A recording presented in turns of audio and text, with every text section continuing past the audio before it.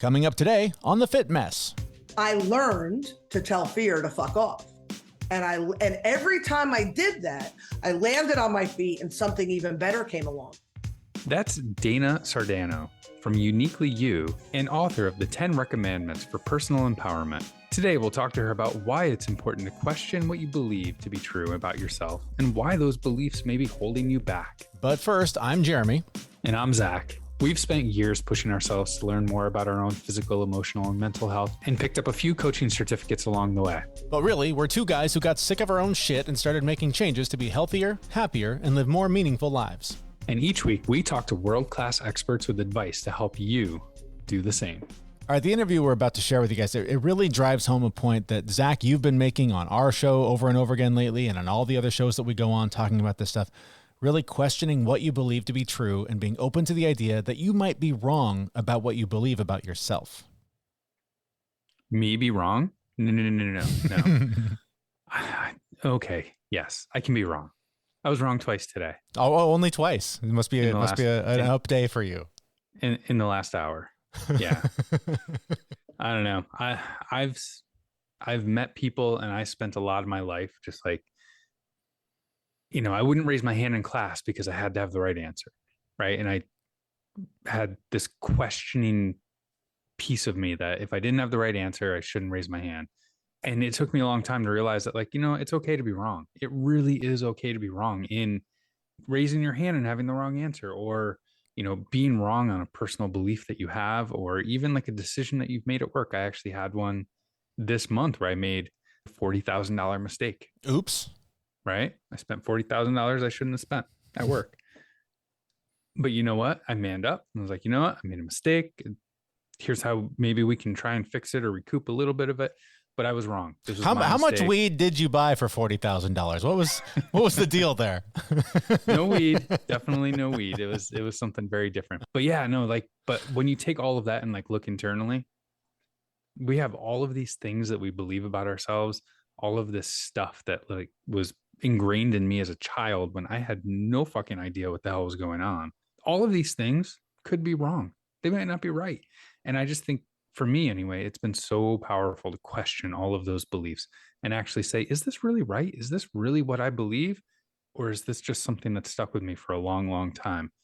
And be able to say, you know what, I'm wrong. I'm going to choose to be a different person. I'm going to choose to have a different belief. I don't know about you, but that's changed my entire life. This is something that has been relatively new. I guess the awareness of it, I feel like I've kind of been doing it accidentally, but the awareness of questioning the stories I tell myself and the beliefs I have about myself and sort of the origin of them. And when I really focus on a lot of the stuff that I think is the most painful and is the darkest, it's not even my voice. And it's stuff I heard as a kid from people saying about themselves that has become the narrative in my own mind. And so especially when times are darkest, I hear things that I heard as a kid, people saying about themselves.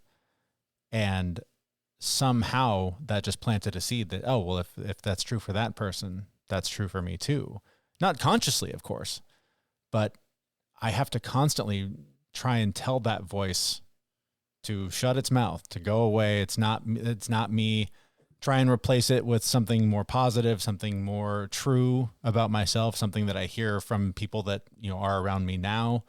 But yeah, for way too long, I've let other people's beliefs about themselves guide who I am and the actions that I take. And this is no easy climb out. This is not just, Control Alt Delete, reboot the thing, at least not yet. I haven't found the magic pill, the magic formula, Well, there are potentially magic mushrooms that can help. This is something I may be reading. Topic. I may be reading some things on the internet to learn more about things like that. But so far in 45 years, I haven't figured out how to quiet that and how to stop believing that voice, because it is a powerful driving one that I know has held me back from a lot of things. And there's days when it still slows me down. But the fact that I keep getting up every morning gives me another opportunity to keep searching for whatever it is that's going to help me, reprogram that messaging that has guided me for far too long. That's really what it's all about, right? Reprogramming the messaging. Because again, like a computer, it will do exactly what you program it to do. But what if you wrote the wrong program? Mm-hmm. You got to put a new one in. So, what do you believe about yourself that may be holding you back? And are you willing to question it? To learn more about how to do that, we've partnered with Dana Sardano from Uniquely You, and author of the 10 Recommandments for Personal Empowerment. We started by asking her how she stopped believing in old stories that weren't serving her. There's no easy or streamlined way to answer that question, but I will tell you that it came in layers. So, people often talk, especially in a spiritual community, they often talk about like the dark night of the soul, you know what I mean? Or like rock bottom, or when things just get really super shitty, however you want to look at it. And then there's this grand epiphany and take action and life is wonderful. And for me, it looked a little bit differently. It looked like, on the outside, and I'm sure a lot of people can relate to this, on the outside, everything looked great. Like I had the great job and I had the nice car and I lived in the condo by the beach and I was single and drove a motorcycle and I was, athletic, whatever all of it was. And on the inside, I was dying. In my late 30s, so at 38 and 39 years old, I had two babies back to back. And when I had those children, and prior to that, it was like, why can't I meet the right guy, and why am I so lonely, and again, there were drug issues, there's all sorts of stuff going on behind closed doors. But I had my first child, and for the first time felt unconditional love and just saw the world differently. And then I started seeing the players in my life very differently. Started seeing my mother very differently. I started seeing when I understood what motherhood felt like. And that was like probably the first real domino, right? There were a couple of things that led me to having these children that were shifts, but that was the first domino in my perspective. And what happened for me was, now my kids are 11 and 13. So over 13 years, I began to, as I saw the world differently and then saw myself differently, I began to start making decisions based on my own worthiness instead of, again, all the patterns that we carry and all the toxic belief systems. I don't matter and nobody cares about me and I'm never going to be loved and all of those things. And I started making decisions that were for my best and highest good. And it just became gradual. And the momentum, you'll say the car was going in this direction, it was turned, and the momentum began to grow in the other direction. And you just align with better and more fruitful and more wonderful situations. And, yada, yada, yada, here I sit with you today. Wow, you make it sound so easy. Oh yeah, piece cake. Well, I guess then let me follow up with this. I mean, making those decisions and making those changes and making that adjustment comes with a place of fear and a place of risk, right? How did you manage some of that fear and managing that risk? It starts with your worthiness. Everything goes back to that. And when you really truly realize that you're worthy, or when I really truly began to understand that it wasn't me, right? And really had to make a decision that I was going to let go of the fear and let go of, you said it perfectly, it's fear. It's the only thing that holds us back. And I often hear myself talking about, like, the two camps that we reside. We reside in love or fear. And even though they're extreme, they're polarities, they're everything that feels good, pleasant emotions fall in love, and everything that is unpleasant falls in fear to some degree. So when we have something that speaks to us, we have an emotional guidance system, right? We have something that speaks to us, it feels good, and we do more of that, right? And then when we have things that feel icky, we try to steer away from that. However, what we do as human beings for the most part is we have an idea, an inspired thought or feeling, and we want to do it. And then immediately the fear seeps in, and we have these negative emotions, or I shouldn't say negative, but like emotions that don't feel good. And then the ideas that go with them, and vice versa. And then we tend to go towards that. That's what we believe. I learned to tell fear to fuck off.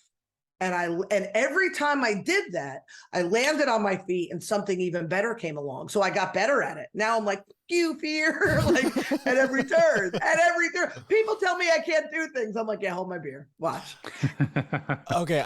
I have what might be two questions, but maybe they're the same. I want to find out, first of all, how do you tell fear to fuck off? That's a huge lesson that a lot of people, I think, could benefit from.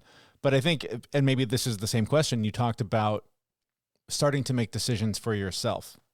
Yeah. As someone who has spent 45 years being a people pleaser and feeling like I need to make sure that everybody loves me and that nobody thinks I'm a bad guy, not to put on your therapist hat here for a minute or anything. But I think, and to some degree, I think maybe it's a guy thing where you're supposed to be the provider that, sacrifices everything and, sits in a dark room. And as long as everybody's fed and happy, then you've done your job as the provider of the family. Yeah. I think the idea of, well, I'm going to do something for me. I'm going to choose my own happiness. That is scary as shit for a lot of people. So how do you tell that fear to fuck off?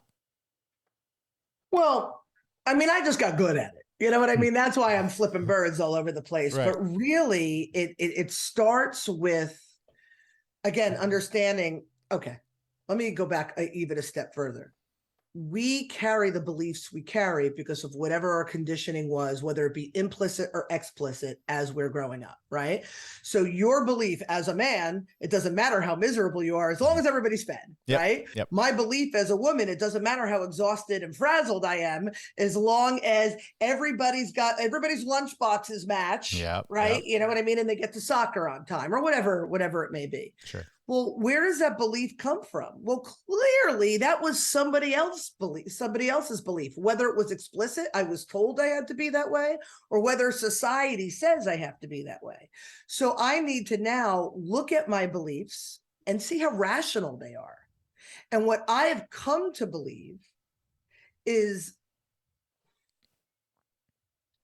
that I am worthy of love and happiness and joy and peace and freedom, and not because I achieved a certain degree or because I make a certain amount of money, just because I am. And it takes a lot to get to that. But when you start to think like that, then you start making decisions that are best for you.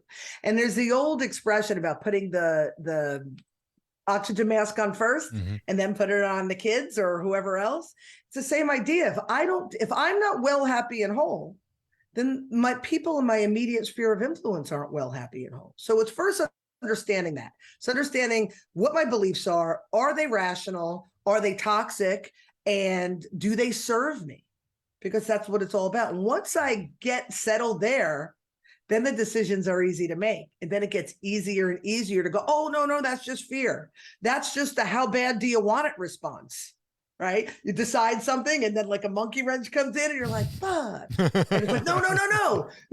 That's fear. That's fear. Just keep on the path. And every step of the way, it gets scary, but every step of the way, I keep landing on my feet and going, yeah, seems to work. We're really talking about personal empowerment here, right? This is you making decisions for yourself and putting your mask on first. If there was only like some kind of a guide for personal empowerment, or maybe even a book, I don't know, it could be really helpful. No, I'm just kidding. You actually do have a book around personal empowerment called the 10 Recommandments, right? Yes. Can you tell us? Cute. You're super cute, Zach. Yeah. So the 10 Recommandments, and the obvious question is, why would I call it that? Yeah. Well, because there's 10 of them, and also because nobody is making anybody do anything. You know what I mean? I'm recommending it. You know what I mean? Like, I suggest if you do this, your life may suck a little bit less. And I say that tongue in cheek because this is kind of how I live my life. But the book is really, I own an artist gallery and intuitive lounge in Stuart, Florida. It's called Ubuntu Fish Gallery. And I do intuitive guidance there. So we paint, we do all sorts of stuff, and I do groups and stuff, but I do intuitive guidance. And I hear the same things coming out of my mouth all the time, the same analogies, the same, principles. And I took the 10 pearls and I created a list and did a little write-up, and I realized, oh my God, this has been my guide from my dumpster fire to this, what I call now my magical existence. And so, I'm a retired or veteran school teacher. I taught for about 25 years. So I take that educational component, my intuitive component, my life experience, and I've created this book, again, with anecdotes, my own dumpster fire, as well as the teachery stuff, how-tos, exercises, little activities, whatever it is, to give people the opportunity to figure out what their story is and then rectify whatever's not bringing them contentment in their life. And it seems like that's sort of a unique take, because so often in self-help books, self-development books, whatever you want to call them, it's do this, do this, do this, your life will be better. And you're trying to encourage the reader to really like find that answer in themselves. Am I right? Yeah. Right. Yeah. In the first page, I'm actually saying it's your story. Mm-hmm. It's your story. I have my story, but what happens is, and as you know, because again, the rule is you have to be in a cave and your family has to be happy. And as long as, it doesn't matter if you're miserable. We keep looking outward for the answers from other people. I'm not a guru, I'm not like, my ivory tower. I'm telling you, you read the book. It sucked. And this is how I made it unsuck. And you have to figure out what your suck is. And then, I may be crass, unsuck it. I'm sorry. I love that. I love that. I might actually borrow that. That is just absolutely. I mean, that'll snap someone occasionally. Like, just, bumper stickers, t-shirts. So hold on. Oh man. Can you tell us about like what a few of these recommendments are? Oh, of course. So I'll share with you the first three, because the first three are the foundation to all of it. And then everything else is just, adds another component, another layer, and brings the whole thing to completion. But the first recommendment is, I shall not claim victimhood. And then it proceeds, or, rather I shall, and I'm not going to try to quote it because they're like little blurbs and I will misquote it. But the first one is, I shall not claim victimhood. The second one is, I shall not become entrenched in my emotions. And then the blurb, again, I'm paraphrasing, goes on to say, because I recognize that my emotions are a guidance system for me, and they help me navigate through life's trials and tribulations. And the third one is, I recognize that I could have obtained deserving beliefs and patterns, toxic beliefs and patterns, and I will recognize that they're irrational and reverse them. Clearly, that's not what it says in the book, but something to that effect. So What happens is, if we recognize and truly understand that life is it's all information, it's just happening, right? Because everybody's got their own brand of, boo-boos or suckiness or dysfunction, and we're all bumping up against each other. And if we could remove ourselves and look at it objectively and say, it's all just information. We just have to decide what we want to do with that information. And our emotional guidance system is what helps us. Oh, feels yucky. Oh, it's not good for me.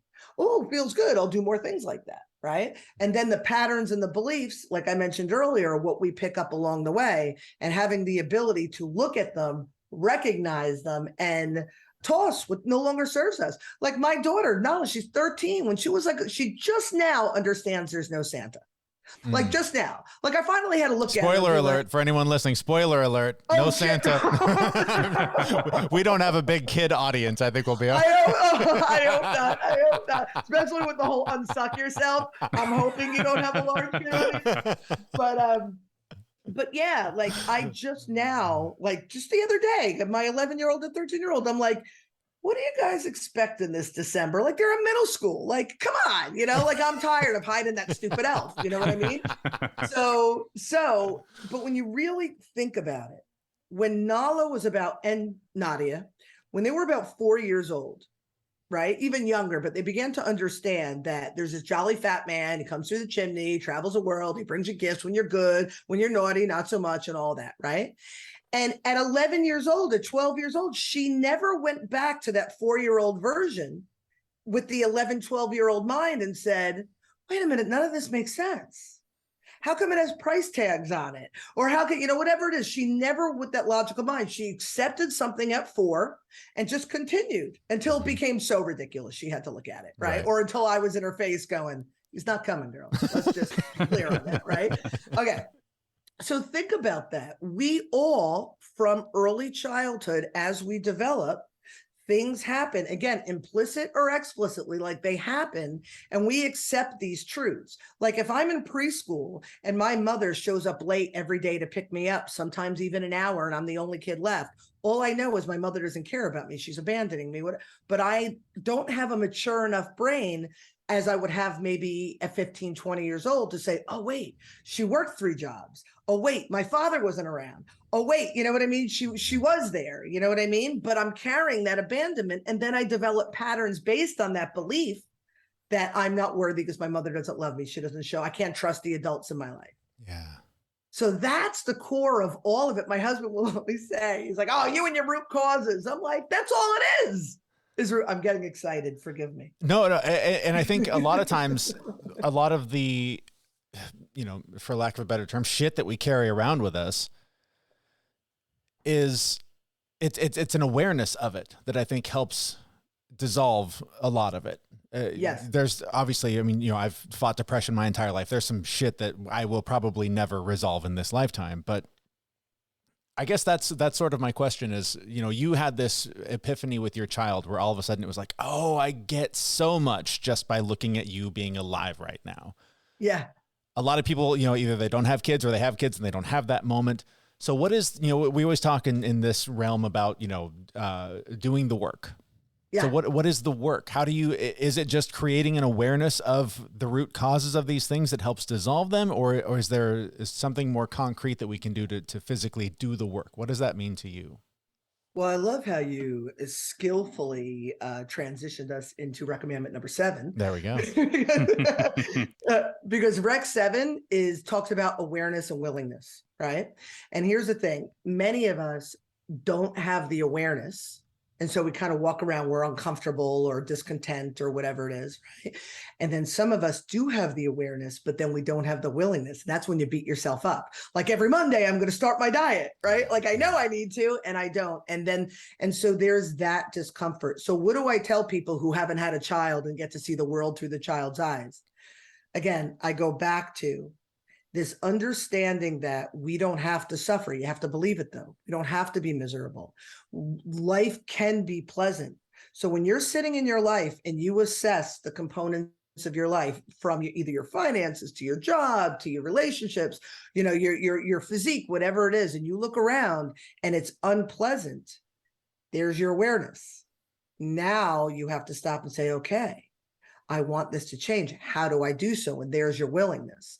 And what happens is, as soon as you decide, as soon as you say, this is what I want. When I had my children, I was resolute. I am breaking the cycle. My children will not grow up with abuse and abandonment issues. And it was pretty shady. It was sorted in the beginning. It looked like it was going in that direction.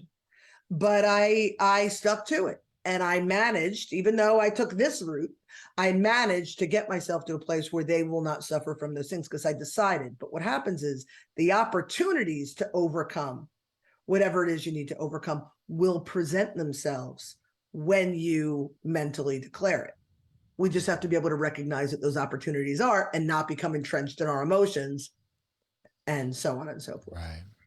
So what would you say to, as you were explaining all of this, I had this moment where I've had that awareness, that uncomfortable feeling of, I don't like the way I look, or I should be eating better. I should be. And in a couple of those scenarios, I was actually okay. Like I didn't have a problem. Like the awareness was false. Have you ever experienced that where like my physique I thought that my physique was bad, but there was nothing wrong. But there was nothing wrong with my physique. And is there ever an opportunity where you see where you don't have to go from awareness to taking action, where you can go from awareness to accepting it as it is? That is really a good question. That was a good one. Here's the thing. There's always something in your awareness, because if you're having the thoughts that my physique isn't what I want it to be, just to use that as an example, there is something going on with you that you are focusing on that. Now, to have the thought once, we all have a day where maybe, again, I don't know about how it works with men, but your hormones are off, or you're tired, or you ate something that you didn't feel good about. And you're like, you look at yourself. And then the next day, oh my God, everything is perfect. And you don't know how that changed in the day. The only thing that changed is here, right? Mm-hmm. So if you're continuing to look at yourself, and trust me when I tell you, nobody relates to this more than I do, where you're beating yourself up in the mirror every day. Right. And then I look back 10 years ago, I'm like, oh my God, I was freaking stunning. What the hell was wrong with me? Right. So what I try to do now is convince myself, okay, 10 years from now, I'm going to think I'm stunning now. So let's just do it now. And just become in the middle, right. But if you keep having those things, it's not about your physique. It's about whatever your self-image is, whatever your belief is about yourself. So somewhere along the lines, your self-worth, I'm just guessing, right? I'm not here to diagnose, but your self-worth became enmeshed with the way you looked. Somewhere you learned that. So somewhere there's that, because I've had that belief system, so I recognize it, right? So anytime you're not feeling good or something is slightly off, it goes back to, well, if I looked such and such a way, even though, so it doesn't have to be, to answer your question, action necessarily, but it has to be now even a deeper awareness. Yeah. Right? Why do I keep doing this? What is my problem? Where does this come from? And then the action comes. Right. Some of this is, I imagine, the teaching that you offer, the resources that you make available through Uniquely You. Tell us about Uniquely You. Ooh, so Uniquely You is a platform that was developed from an actual college friend of mine. She and I, we went to University of South Florida about 30 years ago, reconnected within the last 10.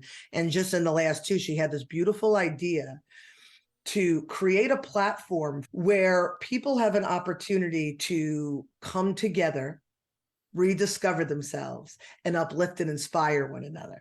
Okay. But to do it in a way, it's like the opposite of some of the social media we see where people go on just to like rag on each other. I was literally in my head going, so it's the anti-Facebook, basically. Yes, it's the opposite of Facebook. I can shout out, it's the anti-Facebook for sure, the anti-Twitter, you know what I mean? Totally. So this platform right now, it's up and running. We actually have an open house on October 1st, which I'll talk about in a minute, but it's up and running and we're offering workshops. We're offering events. But yet we have all these things in the hopper. We have these cool things. We have like the Lighthouse, and these are for experiences and events for people to, again, rediscover themselves. A library for people who maybe don't want to teach a class, but they have like a meditation that people can download, or books, or like I have my book 10 Recs on audiobook offered, and I narrate it, offered exclusively on Find Uniquely You. And so the core of the community is people, I'll use myself as an example, like me, that have done the work, that have overcome and have something to present. We have a program where we train them to teach on our platform. So they could be you instructors, right? And then the people in their class, the community, are people that are like on that path and can learn something from them. So you have people who could come in, just be a part of the community and learn something and pick something up. And then they could be a part of the community and then become a U instructor. That's just one component, but the whole idea is let's lift each other up, people. We're giving you a platform to do so. Like I partnered up with Angela. Like Angela, it was her brainchild and her making all of it. And I have partnered up financially, energetically, emotionally. I'm her co-founder. And we have Kristen, who's amazing. She's like the other, Angela calls us her angel wings. She's like one and the other. And we're just trying to make the world a better place, really, when it comes down to it. That's really what it comes down to. Why is the world not a good place? Trick question there. No, Zach. But you mentioned the open house that you were having on October 1st. Can you tell us more about that? Yeah. So just to go back to the workshop. So the workshops that we have are anywhere from like 1-2 hours to several weeks, right? And, there's a fee for the workshops. The open house is a little bit different. It's $8.62 a ticket. And the reason it's an odd price is because I have a book of angel numbers that goes from 1 to 1,000.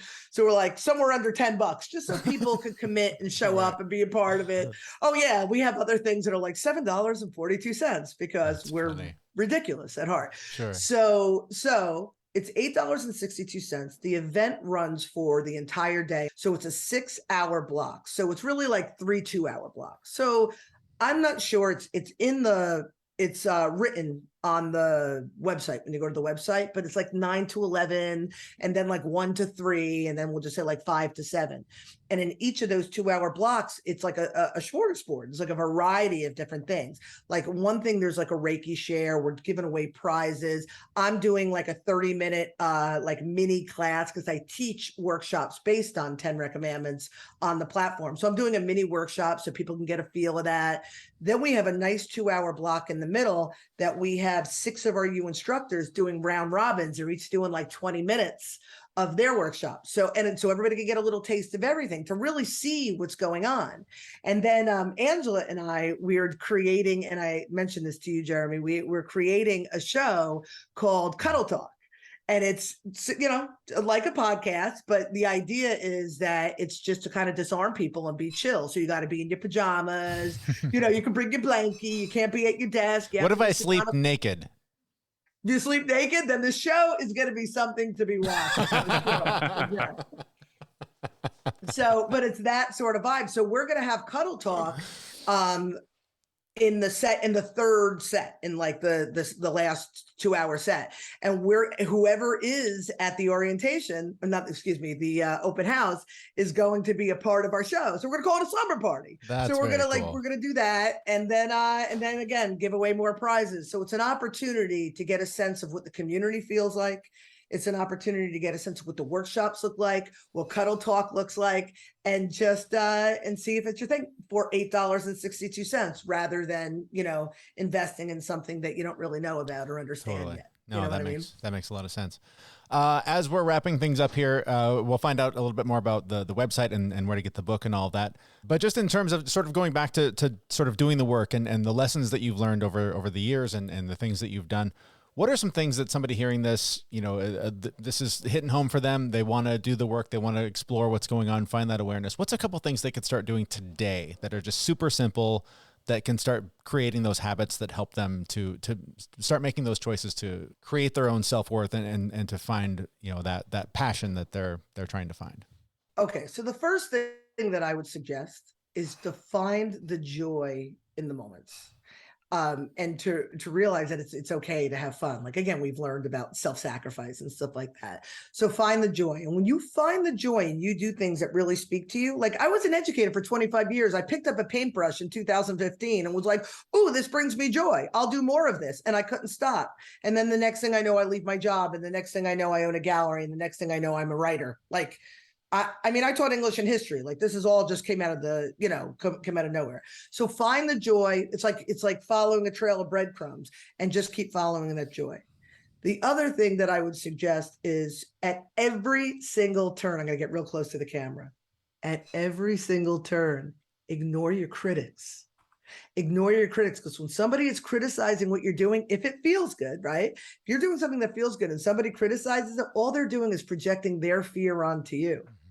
And also, you want to ignore the biggest critic of all, and that's your inner critic. Ignore your critics. Just do what you love. Do what feels good.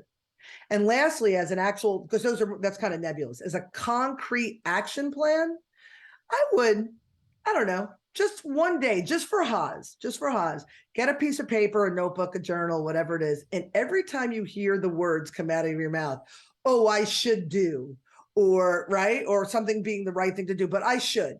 Every time you hear I should, write down what that is. And then at the end of the day, see how many times you think in those terms, or you do things that you should do, and then really assess, do I really fucking do this? Should I really do this? Do I really have to go to my in-laws for Thanksgiving? No, they think I should. What do I think?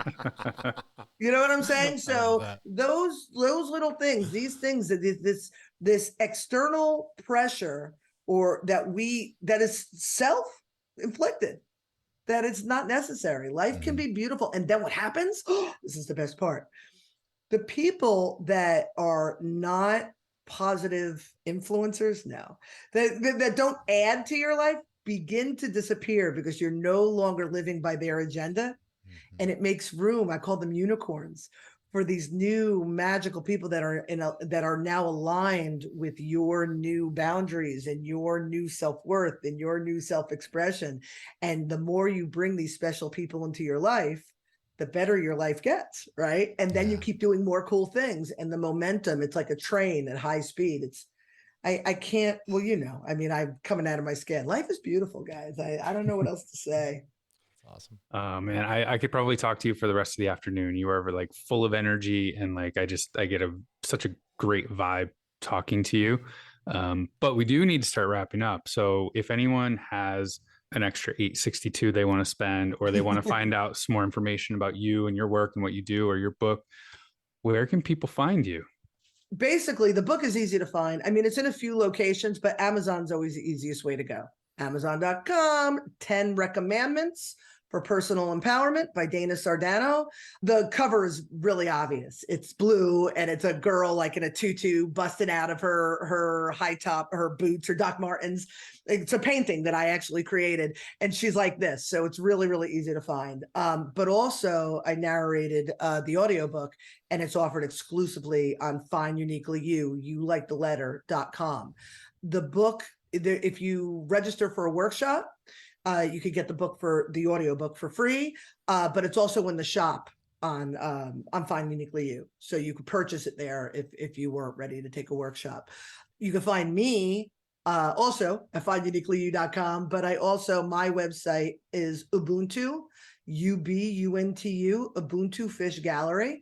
And that's where you'll see my gallery and, the books and my art and all those things that I do. And yeah, again, social media, I'm sure if you look hard enough, you'll find Dana Sardano somewhere. And the open house, where do we find that? Is that also find Uniquely You? Thank you. If you go to finduniquelyyou.com, it comes up right on the landing page. Perfect. So it will ask you to create a free account, and it truly is a free account. When all of our things that are in the hopper, like in the Spark Lab, like the library and these other things, there will eventually be a membership fee coming down the pike. But right now, register for free. You can see what the workshops are. You could come to events and be a part of this community. And right on the landing page, it'll say, I think it says like the super duper ultimate workshop experience or something. But it's because again, we're children. Of course. But it's clear that it's the open house. Our thanks to Dana Sardano from Uniquely You and author of the 10 Recommandments for Personal Empowerment. You can find links to her and her work in the show notes for this episode at thefitmess.com. So I never really gave victim mentality a whole lot of thought until talking with Dana. I know I spent a lot of years, saying, why do I have anxiety? Why do I have these mental hurdles? Like, why am I the victim of this thing? And I didn't use that language when I changed my mindset around my anxiety. But once I stopped being the victim of my anxiety, things really changed. So I really do like this. I know, somebody like shoots me in the arm, I'm definitely a victim of the shooting. Like, I'm definitely there, but like from a mental perspective, like I understand that you really need to make that shift in order to heal and in order to, recover from things like that. It's all of those challenges that we face that we have to be able to reframe them and find a different perspective and learn the lesson that we're supposed to learn from it and take it forward to living a stronger and better life. And that's where, she talks about the idea of saying, fuck you to fear. I think a lot of times that is a lot easier said than done. I'm picturing myself, on any ride at any amusement park. I know this comes up for us a lot, but there's fears that we all have about a variety of things. And if you can practice in small, safe ways, saying fuck you to that fear, it becomes easier, I think, as the bigger fears are faced and you're able to push through them to discover what you really can about yourself and how far you really can go, if you're able to find ways to move past that fear. Yeah. And what better way to like get past your fear than to like literally just say, fuck you, like in a room by yourself out loud, fingers up. Really loud. Yeah. And just scream it, fuck you, to whatever it is that's holding you back and moving forward. I like to do it in my car, because if anyone sees me, it like just doubles as road rage. So I'm good. Right. It's a much more normal interaction to see than some guy just screaming in his bedroom. Yep. But I also liked how she talked about how becoming aware is one thing, but having a willingness to do something about it is something else. And it's something that I think a lot of people struggle with, is that once you do discover this is the root cause, this is the thing that the voice, the challenge, the fear, whatever the thing is, when you are fully aware of it, but still don't take action to change it, that's when suffering, I think, really takes over, because you've now found the problem. You've discovered the giant weight that's tied around your neck that you're dragging around, and you just keep dragging it around. Now you're beating yourself up. You're like, well, I guess I just have to live with this, rather than figuring out, is there some way I can let this go and try different things to see if there's a way to release that and to move forward much more freely and happily with your life. I'm just picturing you now with like big rock chained to your neck, dragging it around. You're like, what's wrong? Why is this so What's the heavy? big deal? Doesn't everybody do this? This is how I live. I don't see anyone else with it, but they must have invisible ones. It's so. Well, if you're looking for other people that are also walking around with big rocks tied around their necks and carrying big heavy weights, perhaps you'll find them in our Facebook group. We hope you'll join us there, along with other fellow Fit Mess listeners. You can connect for monthly challenges, accountability to reach your goals, and connection with others who are on a similar journey.